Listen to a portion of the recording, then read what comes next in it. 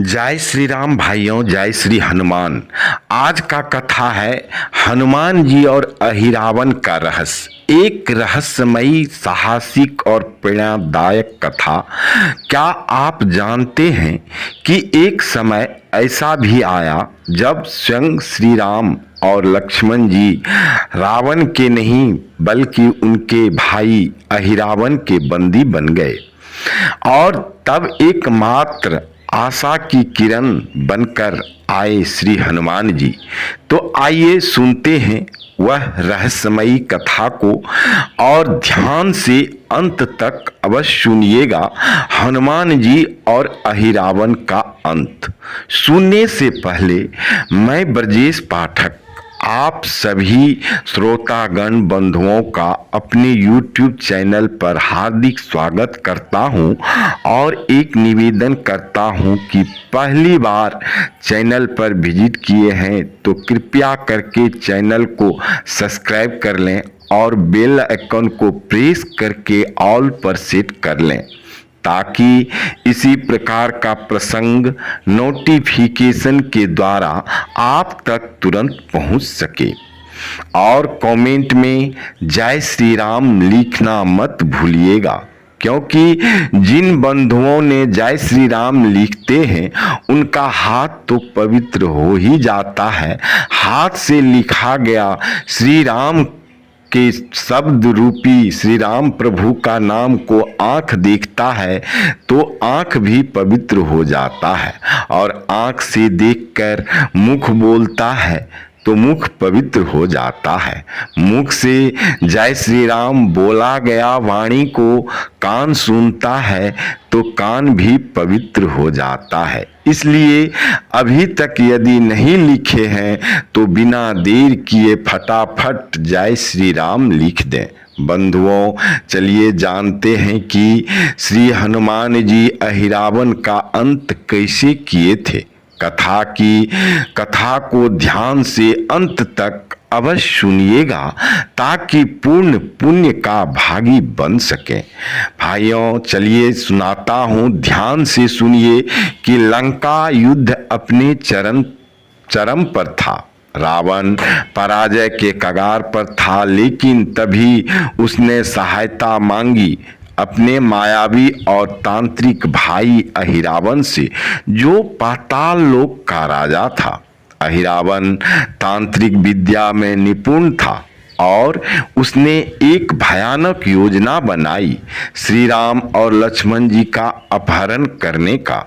रात्रि में जब सब सो रहे थे तब वह एक मायावी रूप में आया और श्री राम लक्ष्मण को अगवा करके पाताल लोक ले गया। सुबह जब शिविर में श्री राम और लक्ष्मण नहीं मिले, चारों ओर हाहाकार मच गया। तभी हनुमान जी ने ध्यान लगाकर सब कुछ जान लिया। हनुमान जी बोले, चिंता न करें, जब तक हनुमान का जीवन है प्रभु को कोई छू भी नहीं सकता। पाताल लोक की यात्रा जब हनुमान जी तुरंत पाताल लोक की ओर बढ़े, वहां पहुंचते ही उन्हें एक भयानक संसार दिखा। अजीब प्राणी, तंत्र मंत्र, अंधकार और माया जाल। रास्ते में उन्हें मिला मकरध्वज, जो उनका ही पुत्र था। हनुमान जी के पसीने से उत्पन्न वह पाताल के द्वार का रक्षक था। मकरध्वज, आप मेरे पिता हैं। मकरध्वज कहते हैं श्री हनुमान जी से, जो आप मेरे पिता हैं, पर मैं अपने धर्म का पालन करूंगा। हनुमान जी और मैं भी धर्म के लिए युद्ध करूंगा। हनुमान जी कहते हैं श्री हनुमान जी, मैं भी युद्ध के लिए, धर्म के लिए युद्ध करूंगा। दोनों के बीच जबरदस्त युद्ध हुआ। अंततः मकरध्वज हार गया और हनुमान जी अंदर पहुंचे।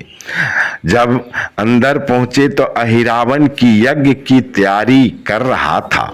उसका उद्देश्य था राम लक्ष्मण का बलिदान देकर अमरता प्राप्त करना।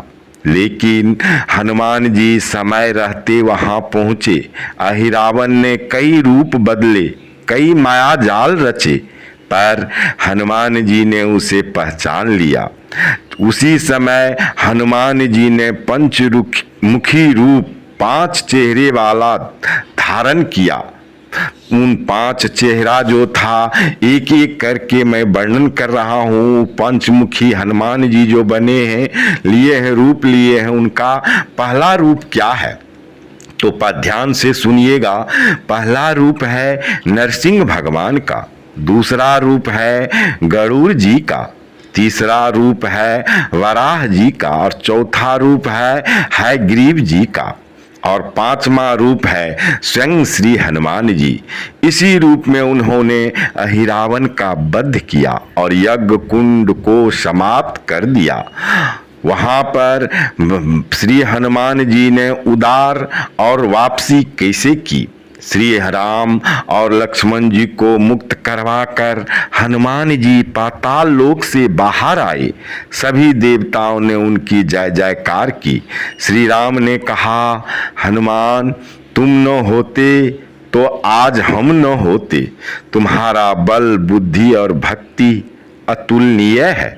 इस कथा से हमें क्या सीख मिलती है कि जब हम धर्म, भक्ति और साहस के मार्ग पर चलते हैं, तब हमसे बड़ी मुसीबत भी जीत में बदल जाती है।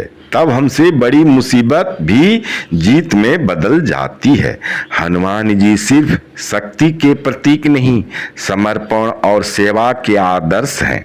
बंधुओं, ऐसे ही कथा को सुनने और देखने के लिए चैनल को सब्सक्राइब करें, बेल आइकन को प्रेस करके ऑल पर सेट कर लें, कमेंट में जय श्री राम जरूर लिखें और लाइक का बटन जो अंगूठा के रूप में दिखा रहा है उस पर क्लिक करके प्रभु श्री राम और हनुमान जी का आशीर्वाद प्राप्त करें, जिससे प्रभु श्री राम आपका मंगल करे और श्री हनुमान जी कष्ट हरे। मिलते हैं अगले वीडियो में, अगले प्रसंग में इसी तरह की कथा लेकर के आएंगे। तब तक आप सभी बंधुओं को सुनने के लिए बहुत बहुत धन्यवाद।